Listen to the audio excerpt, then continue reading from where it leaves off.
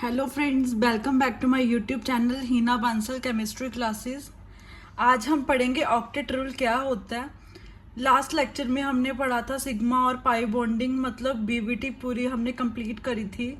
मैं आपको यहाँ पे शो करती हूँ जो कि मैंने सिलेबस मैंने आपको बताया था। Just wait a minute.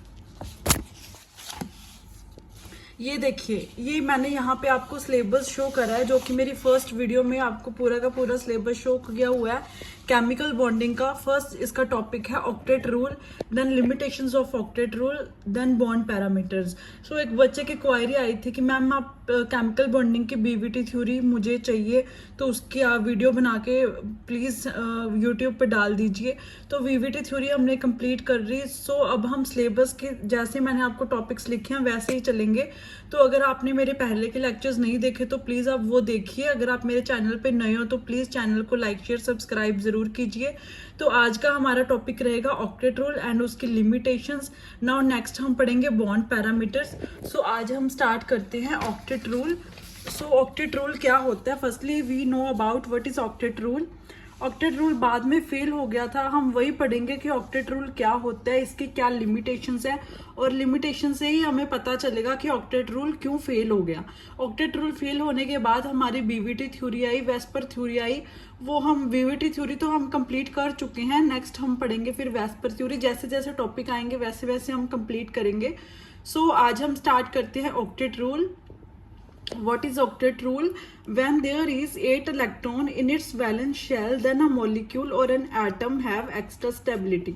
मतलब हमें पता है कि पीरियोडिक टेबल में कोई भी एटम स्टेबल होना चाहिए, ठीक है। उसको ये नहीं है कि वो अनस्टेबल स्टेट में रहे। कोई भी एटम है वो अपने इलेक्ट्रॉन्स कंप्लीट करके स्टेबिलिटी कंसीव करना चाहेगा, ठीक है। तो क्या है, इसमें कोई भी अपना जो एटम है, मॉलिक्यूल है, वो क्या करेगा, वैलेंस शेल में उसको 8 इलेक्ट्रॉन्स चाहिए होते हैं। ऑक्टेट का मतलब आपको पता है 8। तो जब when there is 8 electron in its valence shell, जब किसी भी मॉलिक्यूल या फिर एटम में 8 इलेक्ट्रॉन्स हो उसके वैलेंस शेल में, तो वो जो एटम है वो एक्स्ट्रा स्टेबल हो जाएगा। इसको ही हम बोलते हैं ऑक्टेट रूल। ऑक्टेट रूल मतलब जो 8 इलेक्ट्रॉन्स कंप्लीट हो जाएं इन द वैलेंस शेल, ठीक है। तो बाद में क्या है, ऑक्टेट रूल फेल हो गया। अब क्यों फेल हो गया, उसकी कुछ लिमिटेशंस हैं जो कि हम एक एक करके पढ़ेंगे। सो सबसे पहली लिमिटेशन है इनकम्प्लीट ऑक्टेट। इसका मतलब क्या, इसको हम हाइपोवैलेंट भी बोलते हैं, हाइपो। और दूसरी लिमिटेशन में हम पढ़ेंगे हाइपर। हाइपो मतलब जब 8 इलेक्ट्रॉन से कम हो इलेक्ट्रॉन्स, तो उसको हम बोलते हैं हाइपो। हाइपर का मतलब होता है जब 8 इलेक्ट्रॉन से ज्यादा हो, ठीक है जी। तो इसका मतलब क्या है इनकम्प्लीट ऑक्टेट? मतलब देखो, there are some compounds which have not complete octet and it still exist and stable. इसका मतलब क्या है कि कुछ ऐसे कंपाउंड्स भी हैं जो कि 8 इलेक्ट्रॉन्स जिनमें कंप्लीट नहीं है, मतलब या तो कम है या फिर ज्यादा है। पर इसमें क्या है, कम इलेक्ट्रॉन्स है बट फिर भी ये एग्जिस्ट करने हैं और स्टेबल है। इसके बारे में ऑक्टेट रूल हमें कुछ नहीं बताता कि ये क्यों स्टेबल है, क्योंकि ऑक्टेट रूल की डेफिनेशन तो हमें यही बोलती है ना कि वैलेंस शेल में 8 इलेक्ट्रॉन्स होने चाहिए। बट इसकी फर्स्ट लिमिटेशन यही है कि इसका जो ऑक्टेट है वो इनकम्प्लीट है, बट फिर भी ये जो मॉलिक्यूल हमारा ये कंपाउंड है वो स्टेबल स्टेट में है। क्यों, इसका कोई भी रीजन ऑक्टेट रूल ने नहीं दिया, इसलिए ये इसकी फर्स्ट लिमिटेशन है, ठीक है जी। इसके कुछ एग्जांपल्स देखते हैं। फर्स्ट एग्जांपल देखो, लिथियम बॉन्ड बना रहा है क्लोरीन के साथ, ठीक है।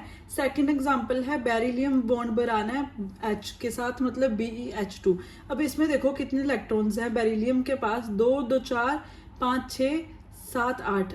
ये 8 इलेक्ट्रॉन्स तो नहीं हुए, ठीक है। तो इसका ये वाला इलेक्ट्रॉन ही काउंट करेंगे ना हम। तो इसलिए क्या होगा, इसके पास 2 2 4 5 और 6 इलेक्ट्रॉन्स है, 8 तो है ही नहीं। तो इसका मतलब 8 से इलेक्ट्रॉन्स कम है, इसलिए ये ऑक्टेट रूल को फॉलो नहीं कर रहा, बट ये फिर भी स्टेबल है। ये इसकी लिमिटेशन है। थर्ड एग्जांपल है बेरिलियम के साथ 3 क्लोरीन ऐड है, इसके पास भी जो ऑक्टेट है वो कंप्लीट नहीं है, तो इसलिए ये भी स्टेबल फॉर्म में नहीं आएगा, ठीक है जी। ये इसमें 8 इलेक्ट्रॉन्स मैंने शो किए हुए हैं बट ये 8 इलेक्ट्रॉन्स इसमें है नहीं, ठीक है जी। तो इसके बाद हमारी आती है सेकंड लिमिटेशन। सेकंड लिमिटेशन देखो, सेकंड लिमिटेशन है एक्सपेंडेड ऑक्टेट। एक्सपैंडेड ऑक्टेट मतलब 8 इलेक्ट्रॉन से जब ज़्यादा इलेक्ट्रॉन्स हो तो उसको हम हाइपरवैलेंट या फिर एक्सपैंडेड ऑक्टेट भी बोलते हैं। ठीक है, इसकी डेफिनेशन देखो, elements of third period and beyond it in it periodic table have vacant and field D orbitals for bonding. इसका मतलब क्या है कि जो एक्सपेंडेड ऑक्टेट है वो सिर्फ डी ऑर्बिटल्स पे ही फॉलो होएगा, उसके आगे मतलब जो पहले के एस ऑर्बिटल और पी ऑर्बिटल के लिए फॉलो नहीं होगा। ये भी मैं आपको रीजन बताऊंगी। ठीक है, so can accommodate more 8 electrons in their valence shell. तो इसका मतलब क्या है कि ये वैलेंस शेल में अकोमोडेट कर सकता है 8 इलेक्ट्रॉन से भी ज़्यादा, इसलिए इसको एक्सपेंडेड ऑक्टेट बोलते हैं। ठीक है, अब आपको पता है कि जो डी ऑर्बिटल्स होते हैं, डी ऑर्बिटल्स में हम 5 बॉक्स बनाते हैं, तो उसमें कितने टोटल इलेक्ट्रॉन्स हो गए? एक बॉक्स में 2 इलेक्ट्रॉन्स होते हैं। जब 5 बॉक्सेस हैं तो उसमें 10 इलेक्ट्रॉन हो गए। तो इसका मतलब क्या है, जो 8 इलेक्ट्रॉन्स हैं यहाँ पे वो एक्सपैंड होके और भी इलेक्ट्रॉन्स ले सकता है, इसलिए हम इसको हाइपरवैलेंट बोलते हैं। तो जब ऑक्टेट रूल हमारा बोलता है कि जब 8 इलेक्ट्रॉन हो तभी एग्जिस्ट करेगा और तभी स्टेबल होएगा, बट इसमें क्या है, जब हम डी ऑर्बिटल्स लेके चलते हैं तो वो 8 से भी ज़्यादा इलेक्ट्रॉन्स वैलेंस शेल में ले सकता है, इसलिए ये भी इसकी लिमिटेशन हो गई। ठीक है जी, तो यहाँ पे कुछ एग्जांपल्स देके देखते हैं। बीवीटी थ्योरी में भी मैंने आपको डी ऑर्बिटल्स जब लेके हम चले हैं, वहाँ पे भी हमने जैसे एक्साइटेड स्टेट में करा के बॉन्डिंग कराई थी। अगर आपने वो लेक्चर नहीं देखा तो आप बीवीटी का लेक्चर जरूर देखिए। लास्ट 2 लेक्चर मैंने बीवीटी पे बनाए हैं, उसके आपको ज़्यादा समझ आएगा। तो चलो इसका हम एग्जाम्पल देखते हैं। SF6 लेके चलते हैं पहले, इसके साथ 6 हमने फ्लोरीन डाल दिए। तो इसमें आप इलेक्ट्रॉन्स देखो, फ्लोरीन के पास कितने इलेक्ट्रॉन हो गए? 2, 2, 4, 5, 6, 7, 8। ठीक है जी, अब फ्लोरीन के तो पास 8 हो गए, but in case of S के पास देखो कितने इलेक्ट्रॉन्स है? 1, 2, 3, 4, 5, 6, 7, 8, 9, 10, 11, 12। अब इसमें क्या है, 12 इलेक्ट्रॉन हो गए। 12 इलेक्ट्रॉन मतलब octet rule not follow but SF3 stable.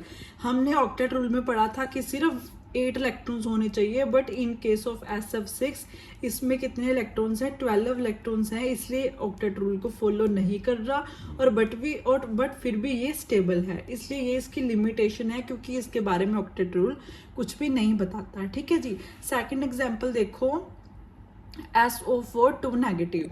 SO4 2 negative का हमने डायग्राम बना लिया। अब इस S के पास देखो कितने इलेक्ट्रॉन्स हैं? 2, 2, 4, 5, 6, 7, 8, 9, 10, 11, 12। इसके पास भी कितने? 12 इलेक्ट्रॉन्स हैं। मतलब इसका क्या हुआ, ये एक्सपेंडेड ऑक्टेट है, ये भी ऑक्टेट रूल को फॉलो नहीं कर रहा, क्योंकि इसके पास 8 इलेक्ट्रॉन से ज़्यादा इलेक्ट्रॉन्स एग्जिस्ट कर रहे हैं। ठीक है जी, नाउ थर्ड एग्जाम्पल है PF5। PF5 में देखो 5 फ्लोरीन अटैच है। अब P के पास देखो कितने इलेक्ट्रॉन्स हो गए? 10 इलेक्ट्रॉन्स हो गए। 2, 2, 4, 5, 6, 7, 8, 9, 10। 10 इलेक्ट्रॉन्स हो गए, मतलब ये भी ऑक्टेट रूल को फॉलो नहीं कर रहा, क्योंकि ऑक्टेट रूल मैंने आपको बताया 8 इलेक्ट्रॉन्स होने चाहिए वैलेंस शेल में, बट इसमें क्या है, 8 से ज़्यादा है इलेक्ट्रॉन्स, इसलिए ये भी ऑक्टेट रूल को फॉलो नहीं कर रहा। तो ये सेकंड लिमिटेशन के हमने 3 एग्जाम्पल पढ़े हैं। ये याद रखना कि ये जो मॉलिक्यूल हैं वो स्टेबल तो हैं, बट ऑक्टेट रूल को फॉलो नहीं कर रहे। ठीक है जी, नाउ हमारी आती है थर्ड लिमिटेशन। देखिए क्या है, थर्ड लिमिटेशन का नाम है odd electron molecules. Odd electron molecules का मतलब है कि जो इसमें 8 इलेक्ट्रॉन्स आते थे ऑक्टेट रूल में, वो तो इवन नंबर था, बट इसमें जो इलेक्ट्रॉन्स आएंगे वो ओड आएंगे, तो इसका मतलब ये भी ऑक्टेट रूल को फॉलो नहीं करेगा। आइए देखते हैं इसकी पहले definition. Octet rule is not obeyed in molecules like NO2, NO which have odd electron. ठीक है जी, देखिए यहाँ पे हमने NO2 का एग्जाम्पल लिया है। इसके पास NO2, यहाँ पे डबल बॉन्ड, यहाँ पे सिंगल बॉन्ड, यहाँ पे नेगेटिव साइन आ गया। अब इसके पास N के ऊपर चार्ज पॉजिटिव है और एक ये क्या है, सिंगल इलेक्ट्रॉन।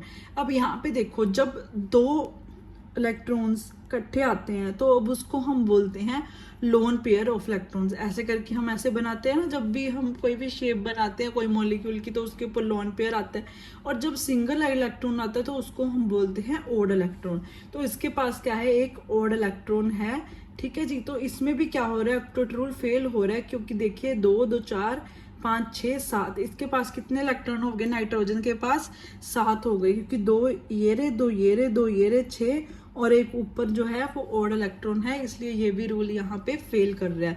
अब NO2 का एग्जाम्पल लेके चलते हैं, वो हमने पढ़ लिया। अब NO लेके चलते हैं। NO के पास यहाँ पे N डबल बॉन्ड O आ गया।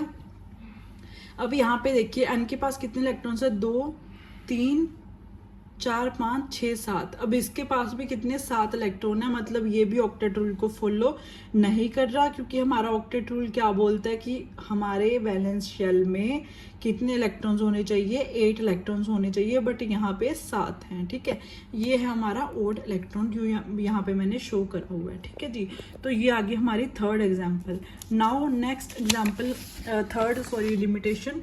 नाउ फोर्थ लिमिटेशन हम लेके चलते हैं। टोटल इसके 6 लिमिटेशंस हैं। फोर्थ लिमिटेशन है कंपाउंड ऑफ नोवल गैसेस। अब हमें पता है कि जो नोवल गैसेस होती हैं वो स्टेबल फॉर्म में होती हैं और उसको हम इनर्ट भी बोलते हैं, but in case of noble gases ये ऑक्टेट रूल को फॉलो नहीं करती। क्यों नहीं करती, इसका रीजन भी हमें ऑक्टेट रूल ने नहीं दिया, इसलिए ऑक्टेट रूल फेल हो गया और हमारे ऑक्टेट रूल फेल हो गया और बहुत सारी आगे थ्योरीज आई जिसको हम एक एक करके पढ़ेंगे। वीवीटी थ्योरी हम पढ़ चुके हैं। अगर किसी के बच्चे को कोई भी डाउट हो तो वो अपनी क्वेरी कमेंट सेक्शन में पूछ सकता है। अगर आपको लेक्चर में कोई भी डाउट हो तो स्टार्ट करते हैं। Fourth limitation, compounds of noble gases. अब नोवल गैसेस लेके चलेंगे। Octet rule is based on inertness of noble gases but many compound of noble gases are not follow octet rule. अब बहुत सारी ऐसी नोवल गैसेस हैं जो ऑक्टेट रूल को फॉलो नहीं करती। ठीक है, नोबल गैसेस वैसे तो स्टेबल होती हैं, ठीक है, इसके वैलेंस शेल में 8 इलेक्ट्रॉन्स होते हैं, बट बहुत सारी नोबल गैसेस ऐसी भी होती है जो ऑक्टेट रूल को फॉलो नहीं करती। जैसे कि एग्जांपल यहाँ पे मैंने समझाई है, देखिए XeF2, Xe मतलब xenon, fluorine, XeOF2, krypton F2। ठीक है, तो ये 3 एग्जाम्पल हैं जो नोबल गैसेस की हैं, ये भी ऑक्टेट रूल को फॉलो नहीं करती। ठीक है जी, नाउ हमारे यहाँ पे आती है फिफ्थ लिमिटेशन।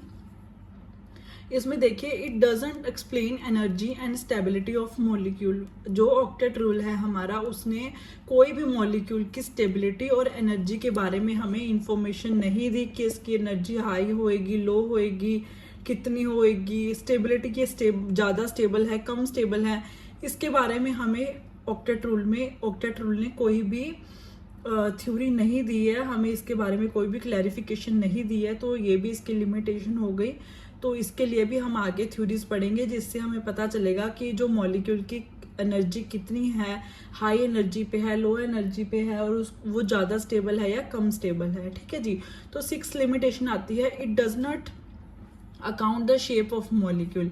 अब हम यहाँ पे तो हमने शेप्स ड्रॉ कर ली, बट ऑक्टेट रूल हमें शेप के बारे में नहीं बताता, इसलिए ये भी इसकी बहुत बड़ी लिमिटेशन है। शेप के बारे में हमें जानने के लिए भी और आगे बहुत सारी थ्योरीज पढ़नी पड़ेंगी, तभी हमें शेप के बारे में पता चलेगा। ऑक्टेट रूल हमें ना ही एनर्जी के बारे में बताता है, ना ही स्टेबिलिटी के बारे में बताता है, और ना ही शेप के बारे में बताता है। ठीक है जी, तो ये आज का लेक्चर यही था, ऑक्टेट रूल एंड इसके लिमिटेशंस। अगर किसी को कोई भी डाउट हो तो वो अपनी क्वेरी पूछ सकता है कमेंट सेक्शन में।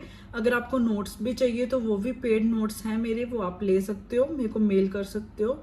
मेरी मेल ID है hina.bansal4444@gmail.com। वो आपको डिस्क्रिप्शन में उसका लिंक भी मिल जाएगा। मैंने और भी वीडियोस डाली हुई हैं केमिकल बॉन्डिंग पे, BBT की थ्योरी मैंने अपलोड की हुई है पूरी की पूरी बहुत डिटेल में। तो अगर आप कोई भी कॉम्पिटिटिव की तैयारी कर रहे हो, कॉम्पिटिटिव एग्जाम की, तो वो आप मेरा लेक्चर जरूर देखिए, उसका लिंक भी आपको डिस्क्रिप्शन में मिल जाएगा। तो नेक्स्ट लेक्चर में हम पढ़ेंगे बॉन्ड पैरामीटर्स, जो कि मैंने आपको सिलेबस में बताया हुआ है कि जैसे जैसे मैंने सिलेबस में टॉपिक लिखे हैं वैसे वैसे हम टॉपिक्स कवर करेंगे। तो अगर किसी को भी कोई टॉपिक पहले चाहिए होगा तो वो भी मेरे से आप कमेंट सेक्शन में बोल सकते हो, तो मैं वो टॉपिक पहले अपलोड कर दूंगी, नहीं तो हम सीरियल वाइज चलेंगे। तो नेक्स्ट टॉपिक हमारा रहेगा बॉन्ड पैरामीटर्स, उसके लिए बने रहिए। So thank you so much, bye bye. अगर मेरे चैनल पे नए हो तो प्लीज़ सब्सक्राइब जरूर कीजिए। बाय।